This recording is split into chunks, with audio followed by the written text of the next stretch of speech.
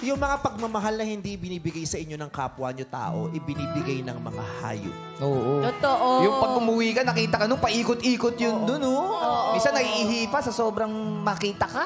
Yung mga aso ay mga hayop na higit pa sa tao kung magmahal. Correct. Yes. May mga tao naman na higit pa sa hayop kung kumahol. Yes. Diba? The irony of life. Totoo. Kasi ang... Oo, saka punta. Paano tumakbo? Paano tumakbo? Ay! Slow mo? Bakit yung takbo mo parang nagpapahabol pa? Ayon! Pang ano? O sige, Lassie, habulin mo. Ano? Si Lassie yung aso, hindi pinapakain, pinapainom lang ng tubig. Kaya palang payat niya ngayon. Hindi, alam mo, ang laking ligayang dinudulot sa puso ko ng mga aso. Yeah. Super. Especially lately. Mahal na mahal kami ng mga aso. Kami ni Ayon. Kaya Ilan minsan yung aso nyo ngayon Dami na, baby, na aso natin. 75? Siyam. Kala ko 75. Nice. Grabe, Si Chip dami. yun, diba? Siyam na, ang dami.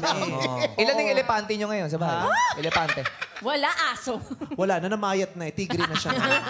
Oo, pag nilalaro namin yung mga aso, sabi namin, Saya. laruin na. Mahalin natin itong mga asong to dahil ito yung mga asong minamahal tayo para sa mga Totoo. taong ayaw magmahal sa atin. Unconditional daw. Kaya sila ganun magmahal. Tsaka ganun nila gustong pansinin mo sila, laruin mo sila. Kasi katumbas yun ng 7 araw nila. Oo. Tsaka yun ang aso, pag may problema ka, alam nila yun. So kaya sobrang Totoo. silang sweet sa'yo.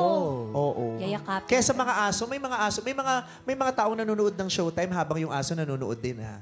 Kaya sa mga asong nanonood ngayon, hi, we love you. Nararamdaman nila yan. Diba? They feel our love. We love you mga aso.